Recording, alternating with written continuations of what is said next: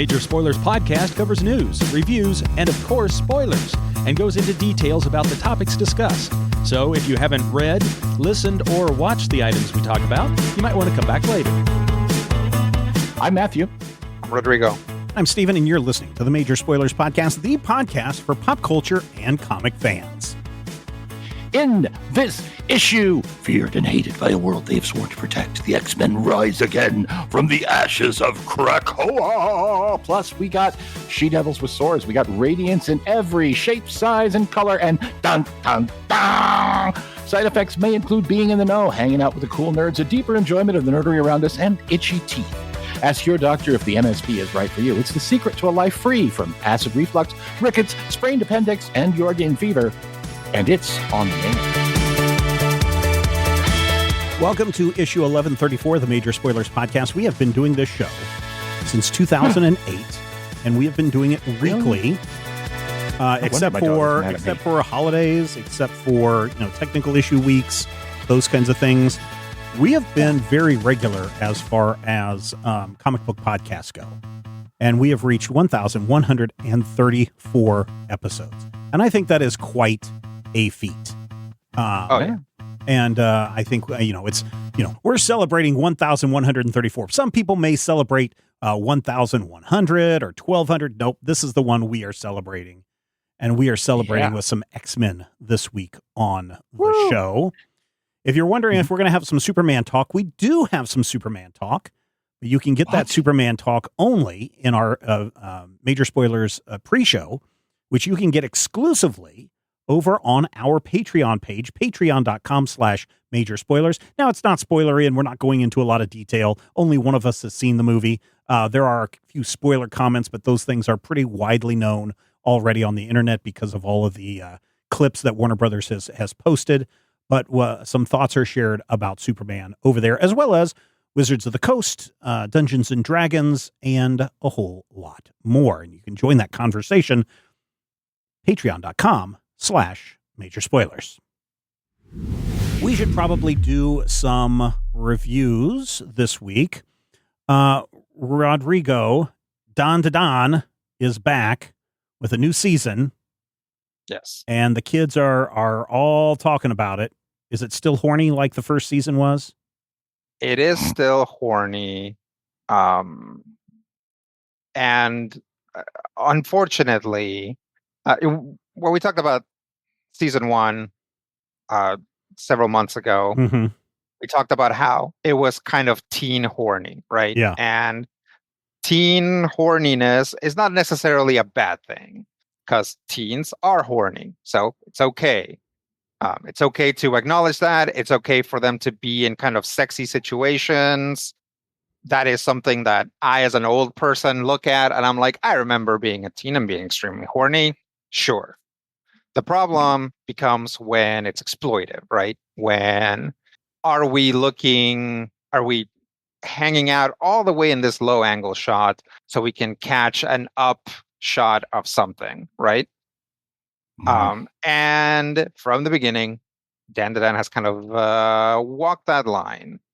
And I was all for giving it the benefit of the doubt, pretty much up until the end of the last season and the beginning of this season, which was a cliffhanger, so the situation continues. I just think that our female lead, Momo, just gets accosted a lot. She is... she's not like a tee-hee-hee kind of a girl. She doesn't want to, she doesn't want pervs perving out on her. And that's how the people or monsters or whatever perving out on her are portrayed. But that doesn't mean that it's not exploitive, right? You can watch something and it's like, oh, this is very bad. And then they show you something and you kind of get off on it. Like that's a problem, right? Even if the show itself is like, no, this is bad. So Dan Da Dan continues to walk that line. I didn't like it this time around. And specifically episode 1 has a couple of shots that look pretty bad. once we move on from that, it's fine. 2 episodes in, Dan Da Dan continues to have jokey stuff and wacky stuff and weird stuff, and then just like sucker punches you as hard as possible with some like extremely sad and human vignettes when it comes to the supernatural entities, right? Season one, if you watch season one, you know that like ballerina sequence will like make you cry. There's a similar sequence in this one. Like, I mean, I'm watching it, but I've already seen the promotional materials. I know that somebody is going to get powers out of this, right? But getting there has been an interesting journey in these past couple of episodes. So we'll see where we take it from here. But definitely, I've gone from being like, "Hey, Dan to Dan, you just take it easy," to like actively wagging my finger at it and be like, "You need to do better, Dan to Dan." Still very good though. Animation is fantastic. Yeah. Character design is fantastic. There's like the creepiest character in the second episode of this, just like so weird, like some like I don't know, it's like super mega weird, super creepy, gives you nightmares. If I was younger, that would possibly supplant the real Ghostbusters boogeyman as the thing that scared me the most. Yeah. 4 slices of meatloaf, still very good. Oh yeah, this thing is mega creepy. Still very good, but I'm like, you take it easy, all right? I don't know if my youngest has watched the new season yet, any of the episodes. He has been busy on Final Fantasy, or no, I'm sorry, Persona 5, whatever the Golden, I think that's the one. Royal. If it's Persona 5, it's Royal. Yeah, that's the one that he's playing right now, and I think he's trying to get it finished before school starts. He's only got a couple of weeks, and he's grinding on this thing like 10 hours a day. So I'm not sure he has watched Dan to Dan yet, but I will ask him after this. I saw some conversations online from people, and so it's not surprising that you wanted to talk about it this week, Rodrigo. So thank you for that. Matthew, Radiant Black continues to be a hit for Image Comics and Kyle Higgins. What is going on in the latest issue that came out last week? Okay, so Radiant Black, I don't know if you've been paying attention, is the story of Marshall, who got an alien collapsar stuck in his chest and has become a superhero. Over the course of about 10 issues, they went through what was called the Radiant War, or the Endless War of the Endless, in which 2 different realities went forth because of the time warping powers of Radiant Yellow. At the end of that, one reality had an evil, terrible, murderous Radiant Black and was destroyed. Some survivors from that world have shown up on the main world, where Radiant Black is still a cool guy. He's a douche. He's a hero. He's a douche. In any case, last issue, Marshall went head to head with a villain named Jaeger, or perhaps Jaeger. I don't know. I pronounce it Jaeger because it's funnier that way. And Jaeger is like, "You are a murderer, and I know you're a murderer, and I'm going to use all of these powers that I have." And one of the things about the Radiant Black universe is it's one of the few times that I don't hate the all weird things come from the same source trope. There's basically alien technology from the Catalyst race that created the Radiants. And so he has a bunch of this, and he has powers that allow him to go toe-to-toe with Radiant Black. Last issue, he's like, "I'm going to do something you could never, ever imagine." This issue, we open with Jaeger about to murder Marshall's mother with a knife. Now, I want to say first off, I hate Jaeger. I hate Jaeger for reasons good and reasons bad. And as villains go, Jaeger is a very successful villain because I hate him. I want him to be beaten within an inch of his life. And this issue does try to give us that. But we do see Radiant Black and Radiant Pink struggling a little bit, trying to face down with Jaeger. We see Jaeger literally willing to murder an innocent woman, but still telling Radiant Black that he is a jerk and that he's the terrible person. And we find out the reason for that in this issue. And it's a good motivation. I feel like I'm not going to spoil it for you, but it is a little shop worn. So it's a moment that if you asked me 2 episodes ago, is this the motivation? I'd be like, yeah, probably. But that said, it's not a moment that feels like, oh, dull, saw that coming. It's more of a, okay, it's this. This is the reason why this character is being this big of a jerk. And it works because one of the important bits about this, and this issue is written by Kyle Higgins, the creator, with Joe Clark. It has art by the regular art team, Marcelo Costa, and fill-in art by Eduardo Ferigato. And Ferigato is very good. I really, really enjoy Ferrigato's work. And it doesn't jump out as a big change. It's kind of like when Invincible switched from Corey Walker to Ryan Otley. It's different, but it's different in a way that still feels like the same universe. It feels like the same building blocks. And as the issue ends, we do have the end of an arc. Now, does this mean that I'm happy and we have seen Jaeger get myrtle-cated and everything is better? No. And it's not just because that's a bad thing to want. And as a fan of superhero comics, I really feel guilty wanting to see Jaeger beaten into his component atoms. I feel like a bad person, which is, something that a comic book can bring out in you, even if you feel like you're a generally moral person. But it does really set the stage for this new post giant space wars, this new post, we have 2 Radiant Blacks jumping back and forth. This new era does get a big change near the end. And it's not just that Radiant Black now has to deal with Jaeger, who sucks, or that he and Radiant Pink are now sharing an apartment and hanging out together. It's not even that next issue promises a return of Radiant Yellow, who, by all accounts, is deader than dead.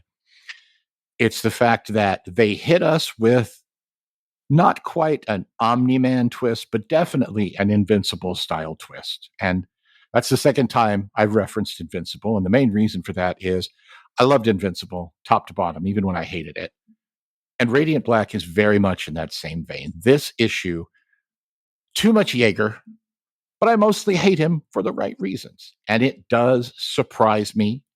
There are points where I'm just like, oh, did not see that coming. The ending bit, definitely did not see that coming.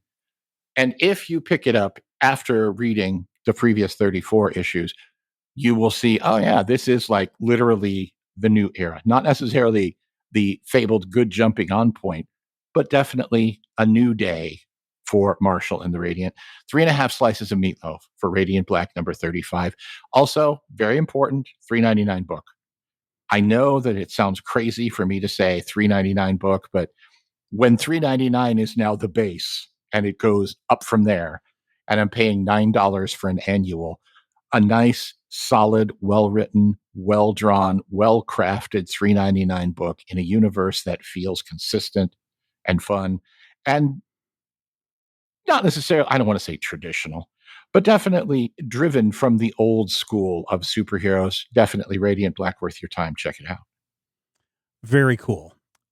So, people, if you've been listening to the show for any amount of time or listened to any of our other podcasts, you know I am a fan of the noir genre. I love classic noir. I've read all the Raymond Chandler and Daniel Dashiell Hammett books. I've read all of the Ross McDonald stuff. Mickey Spillane, I've got about half of his stuff that I've gone through. Love classic noir. I love L.A. noir. I love neo-noir. He loves Drakkar Noir.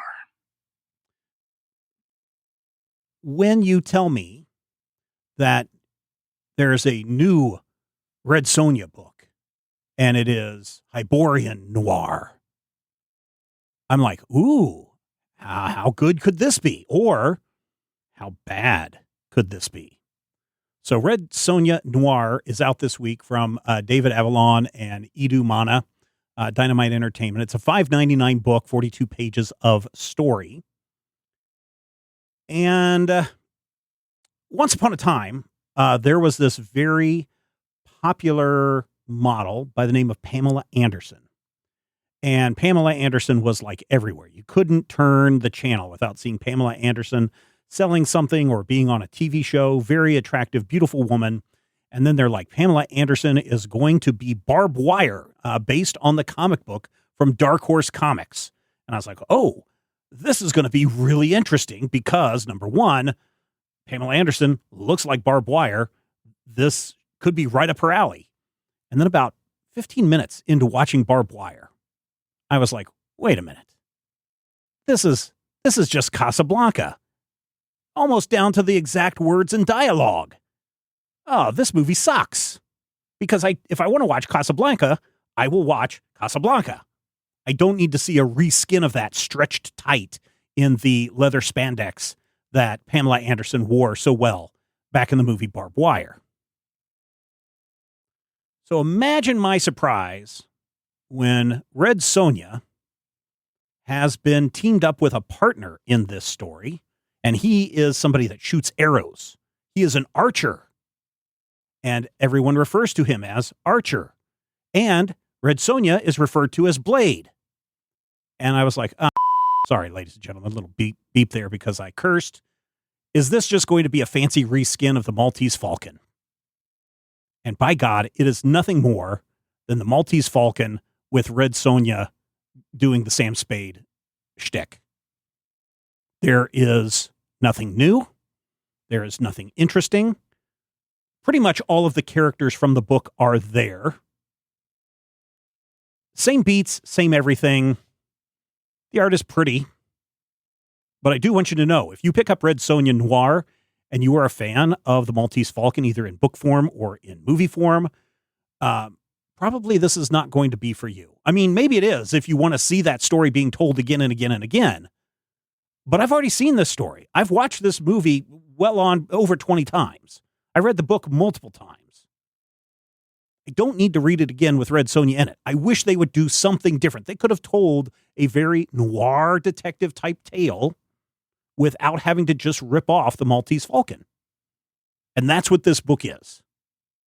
Like I said, the art is pretty, and that's the only reason why this book is getting 2 stars or 2 slices of meatloaf. Very disappointed. Very, very disappointed in this book. So there you go. It's a skip, really, for me, except for the art, which is pretty. But yeah, beat for beat, down to almost to the line where she's like, oh, this is the stuff that dreams were made of. And it's like, ugh. Yeah, not good. But maybe you read it. Maybe you liked it. Maybe you want to buy it for yourself. Maybe you want to spend $5.99 on Red Sonja Noir. Or maybe you want to pick up Radiant Black number 35. We have links to both of those books in the show notes. That'll take you to our Amazon affiliate link where you can buy the digital edition of this through Comixology. I know some of you don't like that, but if you are so inclined and you have a big Comixology library, you can buy that, read it on your Kindle, and a little bit of money comes back our way. In the case of the Red Sonja Noir, I think we get 5 cents. In the case of Radiant Black, I believe we get 3 cents. So I need every single person listening to this to go and buy one copy of one of those so we can get $3. Or you could become a patron, just like Charles Kubiak did this week. Sorry if I mispronounced your name, Charles. Charles upped their pledge to the silver level. That's only $5 a month. And because of that, Charles has instant access to the VIP live chat that I mentioned earlier, where we talk about Superman and Dungeons and Dragons. Plus, there's a bunch of other stuff. I've got a new piece of art from Carter Johnson that I will be putting up for the higher tiered people. And we are working on the yearly t-shirts for our even higher tiered people. You would want to be one of those higher tiered people. You can find out more, sign up today, and get access to secret channels on our Discord server. You can do that by checking out patreon.com/major spoilers. Question this week for you guys is, if you could push a button and get $1 million, that's button 1, push a button, get $1 million, or push another button and you have a 50-50 chance of getting $100 million. Which one do you push, Matthew?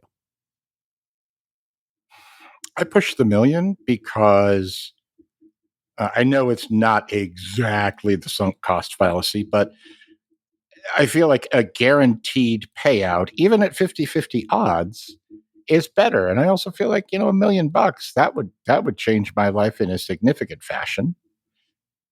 So yeah, I would just push the million. I mean, it's a guaranteed payout. Yeah. Rodrigo, what about you? I would also just push the million. Now, if it was like a thing where I pushed a million and they're like, okay, Rodrigo, do you want to swap it out for whatever's behind curtain number 1 or 2? Then maybe I would, because I think statistically speaking, it could be good. But as it is, I would just, again, I'm like, oh, good. This will take care of my medical debt. Here you go. Yeah. Just turn it over. I mean, I have debt, a lot of debt. Thanks, Major Spoilers. No problem, Stephen. We're here to keep driving you into debt for the rest of your life. Yeah. Critical hit. Patreon.com/Major Spoilers. That's not a gamble, right? I mean, as somebody who signs up at the silver level, they're getting something of value for those $5, in addition to all this free stuff we're given. So it's like you're pushing that button that Matthew is pressing that gets the instant $1 million, or Rodrigo is pressing for the instant $1 million. I see the appeal. This is me, my gambler side. I see the appeal of pushing that button and getting an instant $1 million because depending on what you do with that, over the next 30 years or something, you could get that up to, well, easily, you could get it over 30 years. You could get that up to almost $60 million. Invested correctly, because it'll double every 7 years. So yeah, first 7 years, 1 million, next 7 years, 2 million, next 7 years after that, 4 million, 8, 16. Yeah, on up there. But I kind of approach it from the aspect of, I don't have any money.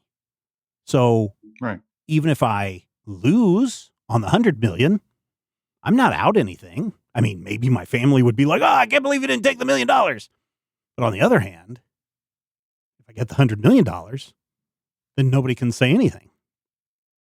So I look at it as, hey, listen, I don't have anything now. I'm not going to lose anything if I don't get the $100 million. I'll take the money and get the $100 million. Now, there is and I forget who the author is. He wrote a lot of Twilight Zone stuff. There's a movie called The Box. And the thing is, Richard Matheson. Richard Matheson, correct. You push the button, somebody you don't know dies. Somebody you don't know dies, and you get $1 million. You still do it? No, because I saw what happened to Cyclops and Cameron Diaz when they did it. The thing about The Box, to me, and I've thought about this a lot, because Matheson, as Stephen pointed out, is one of the Twilight Zone OGs from the 1959 series. And anything related to that book, to that series, to that anything, I just voraciously tore apart when I was a teenager. And thinking about The Box, to me, and again, this is, my particular morality may be strange. It may be, just kind of a mishmash of things, but I don't feel comfortable causing the death of another person. And I also, just the cynical side of me, knows there's a monkey's paw, just knows that the next guy pushes the button and it kills me. Or, something stupid where it's like someone I don't know will die, but it will turn out to be the surgeon who's, replacing my father's heart, or something terrible like that. Someone I don't know will die, and it turns out to be the woman that I will fall in love with 3 weeks from now. There's a lot of ways that could go just completely pear-shaped, but I don't feel like my wealth is worth another person's life. Full stop right there. I'm not going to kill somebody to get rich. Okay. Rodrigo? Yes. Also me, I would walk away from Omelis. Also me. Again, I just like, I don't care if it's somebody I don't know. That's going to be a guilt that weighs upon me forever. Yeah. And that money will always be cursed because of that. So again, go back and listen to the VIP live chat about I wish I wasn't so honest. Yeah, it feels creepy. It's almost say that the death of another person would only be meaningful if it's someone that I know. That is some serial killer S-bomb right there. Maybe, I don't know. I just know that I wouldn't do it.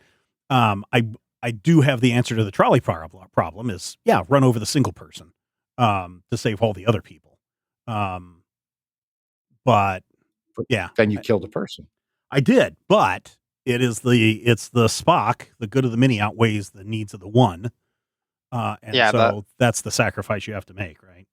Yeah, and that's how you do it. The problem with the trolley problem as presented nowadays on the internet is that a lot of these don't have to be trolley problems. Like, you can actually help everybody who's tied up to any track, but they decide not to because it's cheaper or because it actually causes problems that they want to cause or whatever. Like, yes, I'm gonna have to abstractly. have a there's union, like, there's an ethical engineer to make the switch. Yeah, exactly. Who put these people here, right? Yeah. It's like, can I beat up the guy who tied these people to the tracks and then have the trolley run over them? Right. Yeah, but I definitely understand, and I want to clarify that I am saying this in not a judgmental way. I'm saying this to a friend of many years. I understand that Stephen is a utilitarian in many ways, and I understand that when you look at that, are 7 people going to die, or is 1 person going to die? In that, that utilitarian viewpoint, if those are the only 2 choices that I have, exactly, and it's going to be either 1 person dies or 7 people die. And there is no, hey, there's a Kobayashi Maru that you can do that nobody dies. You've got to go with the 1 person. Yeah, and you get into that whole question of, in the trolley problem, do I have an obligation to even be part of it? And but that's kind of the thing, right? Yeah, so that's the thing. The reason why you're presented with this situation is because you either got A or B, and you don't have an option to not participate. That's the thing, because that's the whole point of the trolley problem and bringing it up as a discussion, and the morals, and what weighs more than the other. Right. Yeah, and again, you don't know who any of those people are. Right, but Lex Luthor tied 10 people to the tracks. 9 also on stole one 40 side. cakes. So right, and that's terrible. Yeah, 9 on one side, 1 on the other. Right. Yeah, and some of those people are going to die. My point of view is, if I choose, I have chosen to kill somebody. Yeah. Whereas if but you've also allowed 9 people to live. Right, but I'm participating in the crime against humanity at that point, because it's that question of, do I have an obligation to get involved in Lex Luthor killing 1 or 9 people? Or is it better for me on a moral level to stay entirely pure and not participate in the deaths at all? But you can't. But that's a problem. You can't. See? Yeah, the trolley is like, the track is already set. So through inaction, somebody is still going to die. And your inaction still causes your inaction also causes people to die. So why am I bringing all this up? Why am I bringing all this up? Did you guys happen to watch the new Fantastic Four bit that dropped either yesterday or today, depending on when you're listening? Hello, future people. Was it the press conference? It was the press conference about, did you guys stop Galactus? Did you guys stop Galactus? And they're like, no, we haven't. No, not yet. Why? The price was too high. And they're like, well, what was the price? Our child. So regardless, that clip right there Sure, there's a way out, right? It's Franklin Richards. He manipulates the universe. Sure. Right there is the same question: do you save your child, or do you or do you just let Galactus eat the Earth and billions of people on it? It's an interesting thing. What do you think, ladies and gentlemen? Do you think Reed and Sue and Johnny and the other guy are all going to let the Earth perish so that they can save their son? Benjamin. Or are they going to give up? Grimm. Are they going to give up young Franklin Richards to Galactus so that they can save the planet? The answer may be in the post-credits sequence of the Thunderbolts. Boy, I hope not. I mean, did you watch the post-credit sequence of the Thunderbolts? I haven't watched the Thunderbolts. Oh, okay.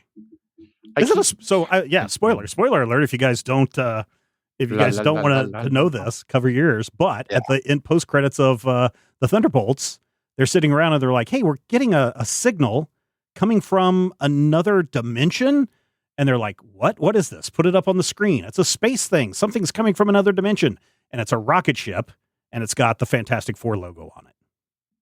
Yeah. So. The answer may have already been made for you. There you go. Complicated. It's super complicated. Just like the X-Men. X-Men, super complicated. They've just gone through this period of kumbaya. We're all living peacefully together on Krakoa. And then the evil, what is it, Orcus? Orcus. Yeah, comes along and ruins the party, man. Stupid Orcus. Just harshes the mellow. And now the X-Men are scattered. The X-Men are feared again, and they've broken into the little different factions. And so in X-Men from Jed MacKay and Rand Stegman and Netho Diaz, we get to follow the Alaska version of the X-Men, the main X-Men title, where we've got Scott and Hank and Magneto and Psylocke and Kid Omega, and some Magic is in there. Juggernaut is in there as well. Temper. She's one of the starters. She's not one of the two that they pick up. She used to be one of the five lights back during the 198 era. She used to be named Oya. Okay.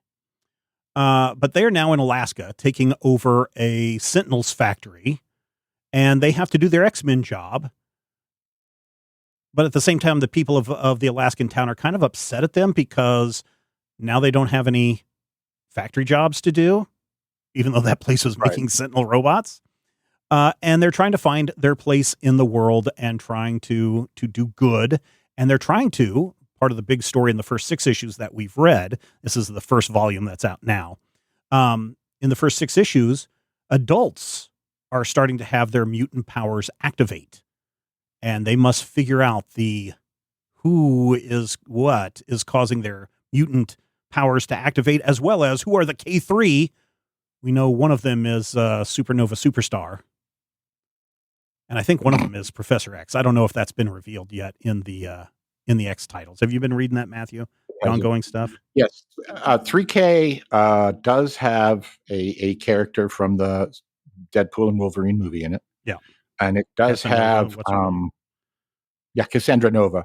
Professor X's evil twin sister. Yeah. It does have an Alpha Flight villain from the 90s that I never thought I would see come back. Mm-hmm. So that's kind of nice.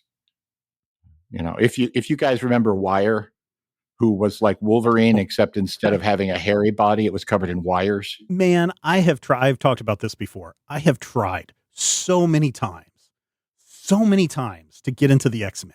But then all of a sudden, you're starting to read X-Men and you're starting to figure things out. And then suddenly they drop you into the middle of Mojo World and you have no idea what the heck is going on. And every time you try to start up the X-Men, suddenly something from 60 years ago suddenly rears its ugly head and everyone's like, oh my gosh, it's this guy. And I'm like, I have no idea. I'm lost. I can't follow along with this stuff. I think in a well-written run of X-Men, it doesn't matter if you don't know who that person is. Yeah. I think a lot of the time, in lots of stuff, writers, you know, they get to the point where like Lex Luthor in the Flash's body takes off the Flash's mask, and it's like, I have no idea who this is, right? Mm-hmm. There's like all of these like if the big reveal, if the whole thing that everything hinges on is for you to remember, for example, I mean, Cassandra Nova has reappeared, but if she hadn't, right? If you had to remember Cassandra Nova from her own quote unquote only appearance in like Morrison's X-Men in like 2002 or whenever, like, yeah, nobody would remember that. It wouldn't be that big of a deal. They've brought her back. So if you've been reading X-Men, and definitely if you saw that movie, you would know who that is. Mm-hmm. But yeah, I don't think you need to know who all of the evil council is. I think they're kind of nice little Easter eggs for people that, or, you know, whatever, just things to plug into for people that do follow the X-Men. Mm-hmm. Well, and so that's what I was getting at is I actually liked reading this X-Men. Even though I don't know who Temper is, even though I don't know who Kid Omega is, I'm familiar enough with all the others and their arguments, Magneto's arguments, that I'm like, yeah, I can follow this. This is really good. I don't, you know, there's an issue where it's supposed to cross over with something else when they go to San Francisco. I don't know if there's a San Francisco-based group of X-Men, but they go in to rescue a person in the middle of this quote-unquote alien invasion. And I was like, yeah, I don't care if this is supposed to tie into some other story. I don't care. I'm going to continue to read this. And it was fine. I liked it. I enjoyed it. I thought it was pretty interesting. I like when, you know, a little girl shows up at the end and says, I'm the reason why the Super Titan Sentinel came to attack everybody. And of course, that's something that happened prior to the start of this X-Men series. But it's like, I really don't care. I'm sure that's all going to be revealed at some point. And I kind of liked it. I do think that there's one thing in here that I definitely sympathize with you about. And this group is a little telepath heavy for me because in addition to Kid Omega, we have Psylocke. Yeah. And we're like 4 issues into this run when somebody says to Psylocke, well, Quanon, and I'm like, oh, crap. That's right. This is no longer Betsy Braddock. Quanon got her body back. And now Psylocke is actually a different character than the one that I remember reading about back in 91. And I'm just like, oh, I'm Steven today.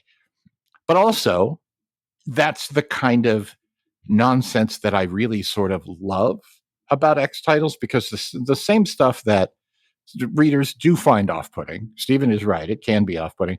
That's the point where I go, to the wiki! And I'm like, I'm going to find out who this schmuck is. I'm going to look this guy up. I'm like, I remember him. He fought Wolverine once back in 1964. Should you have to do homework, though, in order to understand a book? No, but I also don't feel like I have to. I enjoy that. I mean, I don't think that this book requires you to do homework, to be honest. If you just roll with this, it's fine. Yeah, this whole X relaunch has been remarkably clean. Something which I'm going to be honest, I attribute to Brevoort. Because, the X-Men have been under, I don't want to say the same editor, but the same kind of editorial team and the same kind of pool of people for, 15 years? And with this latest Vamp launch coming out of Krakoa, we relaunched with, I think, 4 X books. And then they've expanded in different directions. And we've got solo books for both Wolverines, and we've got a solo book for Phoenix. And I think there's maybe 10 X books kind of rotating around right now. But this was a very clean point for me. And it also feels like very unto itself. You know, we are constantly referring, hey, remember that time that, Jean ate a whole planet of asparagus people? Or one of my favorite characters is throughout this, Blob Herman, whose only superpower is that his flesh and blood are a weird, waxy, candle-like blob that floats around his skeleton. Blob Herman is like, he's the team's, like, he's their cook and their quartermaster. An X-Factor character, or where was he from? He's one of he was one of Morrison's. Okay. Back in the new X-Men days, when Morrison relaunched everything and they had a whole bunch of freaky deaky guys show up, people whose powers were not useful and would never be useful. Guys like there's a guy called Long Arm who has long arms. There's a guy called I think he may actually be called Long Neck, and he has a long neck. Yeah. And that's where Kid Omega comes from too, from that whole run. And then there's a character called the Ungirl or Non-Girl, who is a floating brain in a bubble. Yeah. She's telepathic, but really only to talk to people, and really only people that she likes.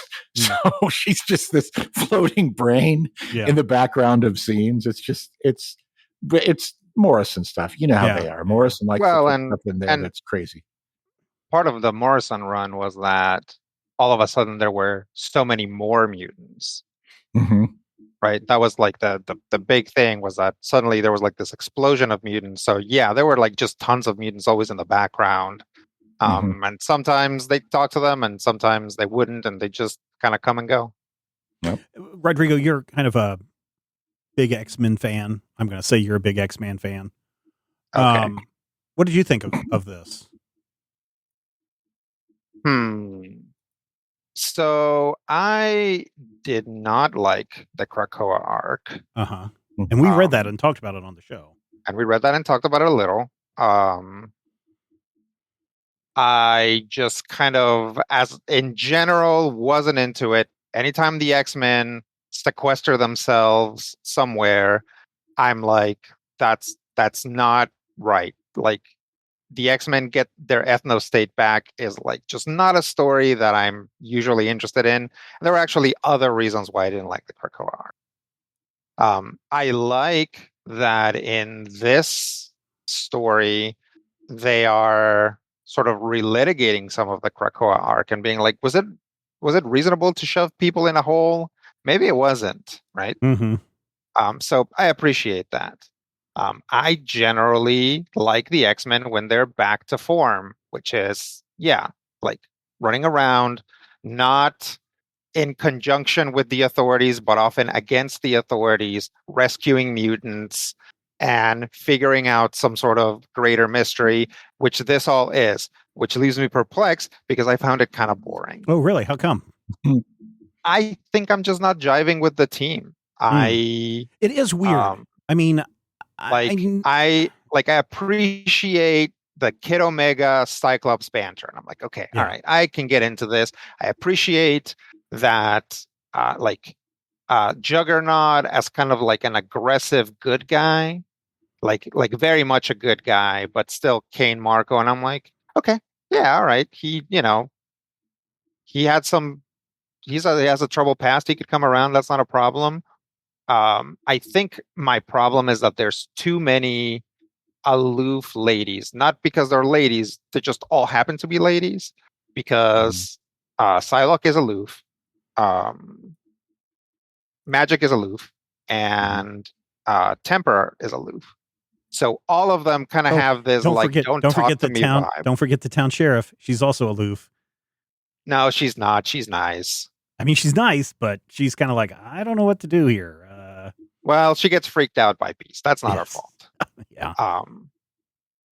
And that scene, I like that scene. That scene was cute because by the time she sees her third mutated aberration, she's like, oh, okay, yeah, this one's not so bad. Yeah. This one at least has skin, right? Yeah. But yeah, I think a lot of the time, it's like, the teams pop, break into clusters. And it's like, okay, here's one where it's like Cyclops and Magic and Psylocke doing a thing. And like, I just like cannot get into their banter. Like, they're kind of like, it's three people that are like, we can do this. Yeah, we're very good at this. We are very good at this. You're right. Right? Like I'm so badass that this is not a problem. Yep, you're right. So am I. Yep. So is she. Cool. Like, I just like, there was just a lot of stuff that was like that. And I'm like, this team desperately needs a point of view newbie. It desperately needs a Jubilee, a Kitty Pryde, the Beak. Probably not the Beak, but you know what I'm talking about. Yeah, well, we do by the end of this issue 6 do get 2 new mutants joining the team. The guy that is the homeless person that caused the alien invasion, and the lady who had a physical mutation into Bird Lady. I forget what she turned into. Fish Lady. Oh, Fish Lady. Yeah. So we do have those two kind of characters. Maybe it's because it took 6 issues to get those point of view characters. Maybe something changes after that that might be more appealing to you. I don't know, but they do create those new characters that are just like, Sure. you know, they get close to saying the line, "Welcome to the X-Men. I hope you survive." But they don't get all the way there. But I think those are your point of view characters going forward. Yeah. So I enjoyed these 6 issues. I want to continue to read forward. My problem is, though, just about the time where I'm like, okay, I know everything that's going on. I get the solicitations from Marvel that are just like, hey, we're jumping the X-Men 10 years into the future in a big X-Men event. What is it called? It's not the Age of Apocalypse, but it's something along that same line where it's like, oh, you remember the Apocalypse event? We are going and visiting the child of Apocalypse in this big crossover story. And I'm like, I didn't read that arc. I don't know what's going on. I don't know why everybody's going to lose their shit getting back to this. But it's like, just as soon as you bring me in, it's called the Age of Revelation is what it's called. Mm. And as soon as you bring me in, now you're jumping me 10 years into the future and basically 5 years latering me, expecting me to know all these things that happened in a series that I never read.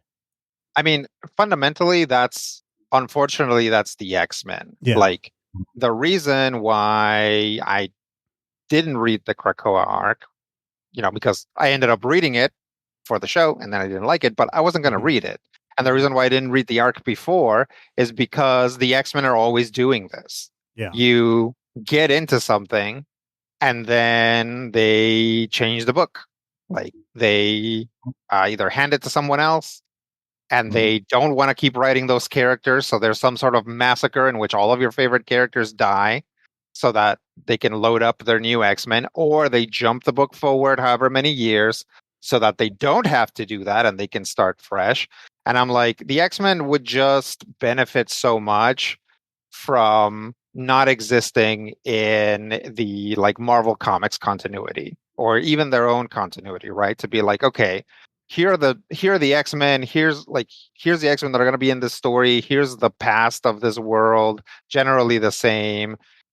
Let's pick up from here, right? But the problem is that they always have to leave these like dirty threads that connect everything. Mm-hmm. And to me, it often makes me feel worse about it. Sometimes I will recognize someone and be like, oh, see, I don't like that Sugar Man is here.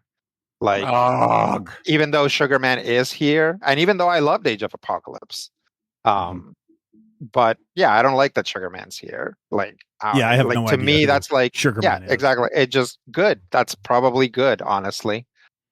It kind of takes me out of it. And I'm like, am I going to have to load all that stuff up? Which I unfortunately I am. Matthew, was the Beast in the Krakoa arc Dark Beast from Age of Apocalypse? I believe both beasts were in play, but if I'm not mistaken, there was some sort of, I can't remember if it was a brain thing or a time-space dimension thing. Yeah. Part of it, I think, had to do with the resurrection process. Right. Because there were a number of people who went through changes because the resurrection process basically brought It's not an actual resurrection. Right. It brought together everything about you, which is how Quanon has her body back, if I'm not mistaken. But yeah, the Beast did go very dark near the end of it, and he wasn't exactly Dark Beast, but he was pretty dark. So yeah. Okay, I see what you're saying. As long as his pants weren't made of metal, it's fine. Right. Metal pants. So yeah, that's like, I used to love the X-Men. Now I don't read the X-Men anymore. I am an X-Men fan. I like the X-Men. But usually if I pick up any X-Men stuff, it isn't a trade, and I try to separate myself from like whatever else I previously know about the X-Men. But most of the time, the writers themselves are like, remember this, remember this, remember this, remember this. And I'm like, I do remember those things that I liked. Thanks for bringing it up. Now I'm mad. See, and Sugar Man is the source of my biggest complaint about this art. Okay. I am not down with the art style. Oh, really? Because I thought this is a Humberto Ramos light art style. It is. Yeah. And that's why you like it, and that's why I'm not necessarily. I love the concept of the redesigns. And in fact, these characters appeared in a crossover with the Avengers. And Valeria Schiti drew all of these characters in Valeria Schiti's style in the pages of Avengers. And I'm like, damn, these are great designs. This new Cyclops look is phenomenal. The Juggernaut in black with those just dark blood red highlights, that's killer. That's an amazing look. I'm not a Stegman booster, and that's not saying that Stegman doesn't have some really good stuff going on. Like there's a early, I think in the very first issue, there's a moment where the X-Men are like, oh, we have to go into battle. What are we going to do? What are we going to do? Just send in the Russian and the invulnerable guy. And so you get like several pages of Magic and Juggernaut just going whole ham on people. And then the rest of the team comes in and smashes through too. And I'm like, conceptually, I should love everything about it. There's just something about the proportions, and maybe it's the joints. I don't know. There are parts of it that, especially with the more bizarre characters, Glob Herman looks amazing in this art style. And that may be the point. Glob Herman is supposed to be a glob. Hank McCoy is not supposed to be a glob. And Temper's hair, I don't know what's up with Temper's hair. That's got to be like a secondary mutation, because there is something crazy going on with Temper's hair. But I also understand that these are issues of taste. These are issues of style. These are issues of, I'm not necessarily a big fan of this particular stylization, but I also understand this is some really good stuff. There's a big explosion scene where everybody's looking up, and then we cut, and it's just this close up of Cyclops. And I'm like, that looks like James Marsden. Yeah. Oh man, I miss James Marsden.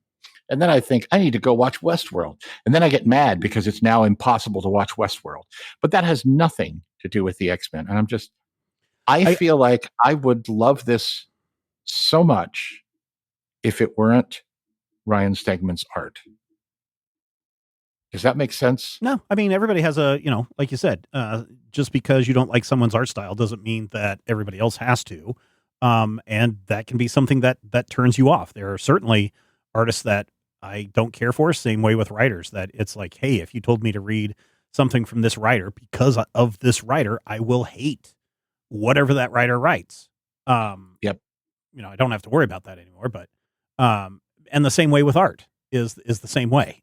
There are artists that people just don't grok and are just like, no, this ruins it for me. This takes it out. I think the thing that I am not particularly keen on is Magneto and the Juggernaut. I agree with you that the aesthetic of the Juggernaut is really cool, especially when they use him as a bullet and fire him out of a railgun. I think that's pretty cool, but I do believe that people can be rehabilitated. But Magneto, again and again and again, has proven that I don't want to be friends with humans. I want to dominate humans. I want to kill humans. This is the Homo superior time. I just can't see him being on a quote unquote good guy team. And because he is on the quote unquote good guy team, it makes me suspicious of the whole team, or when the turn is going to happen. And I'm just like, it's a mistake. You should not have Magneto on your team. Same way with the Juggernaut. I'm sure he's been rehabilitated or whatever through the process of rebirth at Krakoa, but he's somebody that you should not want on your team. And that's just because, burn me once, shame on you. Burn me 500 times over the course of the last 30 years, shame on me. And that's how I feel that Cyclops and the rest are dealing with Magneto and Juggernaut. I get the appeal from both writers and fans that what if Magneto were on the team and how could things be different? But that it's not going to last. And so that's the thing that just kind of pulls me out of this. See, and that And I think Rodrigo's point about the X-Men upending themselves every 8 to 10 issues kind of negated that for me, because I had the same worries about Hank McCoy, because the Beast, as we said, just came off of an arc where he was, if not evil, he was extremely amoral. The last And time I saw the Beast was in the end credit sequence of the Marvels, where he's with what's her name in that Pulsar? Is that her name in the Pulsar. where she wakes up in the X-Men's dimension and Hank is there and he's the good kind Kelsey Grammer. He's like, "Hello. Yeah. I'm Kelsey Grammer." Yeah, and of course, the other Hank, I don't know if you know this, they shaved him and now he's Lex Luthor. But also, you have moments in this book that I do agree only work if you are a million-year-old reader. There's a scene where the X-Men are gathering and they're like, "Beast, you have to come into the field with us." Beast's like, "Nope, not going to do it, not going to do it, not going to do it." And finally, Cyclops comes in and they have that moment. And I looked at that and I'm like, this is uncomfortable for me, because this feels like every time Stephen and I have that moment where we hit and we have a little bit of friction and there's just some anger that comes out, and you're like, this is anger from when these guys were kids 15 years ago, and they're kind of going at each other while the rest of the team sits there and watches awkwardly. I love it. But then I also feel like your average person reading this is going to be like, "Oh, what the heck's all this stuff? What, and why do we have the two telepaths going on a telepath mission together?" And there's just, I don't know. All right. So what's the bottom line? Are you guys down for this X-Men? Are you interested in reading any more of this particular X-Men series, Rodrigo? Yeah, I am interested in it. Especially if they add some more people to the team. I don't have a problem with the individual characters. I just, again, I need to break it up a little bit. So, the current Beast is a little bit unsure of himself. I'm like, we need that. We need that on the team. Absolutely. Let's have that. So yeah, I am interested. Okay, Matthew? I am kind of not. And one of the primary reasons is that the other X books right now are Gail Simone doing a group that's all about Rogue and Gambit building kind of a makeshift family. And then we have a book where Emma Frost and Kitty Pryde are butting heads over how to handle a brand new team of X-Men. And I'm like, I'm not going to read 5 X titles a month. Yeah, of that's the 3 problematic too. 4 X books. Yeah. I like Gail's book the best. I like the I can't remember who writes it. Forgive me, whomever is writing it. If you're out there, I love you. Stop it. But I like that Kitty Pryde and Emma book. And then this one feels very much of a piece with the Utopia days. Fractions run up, like, I want to say 2008, 2009, when they were on a little island off the coast of San Francisco. Yeah. Right about the time of the superhero Civil War. Yeah. It didn't gel for me. It didn't quite thing. So I'm just like, I'm interested in this. And I'm gonna be honest with you. At this point in my life, I really only read the X books regularly to see who the new mutants are and get looks at the new costumes, just in case I need a picture of them that I can use somewhere down the line and attend things.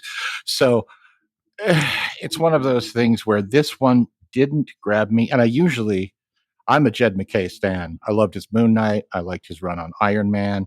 I even enjoyed McKay's Avengers, and people are constantly crapping on that apparently online. But this one just doesn't come together for me. I feel like it was drawn by Daniel Acuna. Yeah, I would sell this all day. I'm going to read the next 6 issues. I'm going to read the first 12, and maybe up to the point where they decide to do this Age of Revelation or whatever it is. And then I'll drop out for the next 10 years until, we have to read the X-Men again. I'm liking what I see only because this does feel like a fresh-ish start with, yes, there's a lot of baggage, but not that much baggage. So I'm down for this. I think, I don't know what issue they are up to, but it's got to be close. Maybe? Yeah, so they've got the first 12. The volume 2's got to be out. So I'm gonna definitely read volume 2 to see what happens with this little girl that shows up at the end, and see what happens with her. And so, yeah, there you go. Everybody's weighed in on this. It's time for you, dear listener, to weigh in. Do you pronounce it Magneto or do you pronounce it Magneto? There's only one place where you can answer that question. That's over on the Major Spoilers Discord. Again, join that Discord server for free and jump into the Major Spoilers podcast channel and let us know, Magneto or Magneto. Thanks, everybody, for joining us this week. If you found some value, don't forget to check out our Patreon page, patreon.com/Major Spoilers. Next week on the show, I hear there's a Fantastic Four movie coming out very soon. We're going to talk about the Fantastic Four next time. Why? Because we know that you love comics. We do too. We will talk with you soon. If I had the X-ray vision of a Superman, I could save a few bucks and stand around and read through the covers of the comics on the stand. But although every other page would be backwards, I suppose, I could still read the evens and the odds. Well, I don't know. Guess I haven't thought this all the way through. Plus, as soon as the comic book store guy knew, he kicked my butt out on the corner. What a major spoiler. What a major spoiler. Think about a better way. If I was hulking green or gray, I could just bust through that brick wall, take their comic books away. But then the little meat would deal with all the tanks and bombs and guns. Have you ever tried to read a series with all that going on? Guess I need to rethink this plan. How would I back and board my comics with such huge hands? Guess I already told ya. What a major spoiler. What a major spoiler. Yeah, yeah, yeah. What a major spoiler. What a major spoiler. If I'm stark raving rich like a man of iron, I might not be surprised to find that I might actually have the heart cold to follow an entire storyline. But would I really even need to read up on all those escapades? I mean, who needs such distractions when your sister's such a babe? But the downside is such a beast, being shot up in a fun, being the Middle East with a gang sign throwing soldier. What a major spoiler. What a major spoiler. Yeah, yeah, yeah. What a major spoiler. Whoa, whoa, whoa, whoa. What a major spoiler. This podcast is copyright 2025 by Major Spoilers Entertainment, LLC.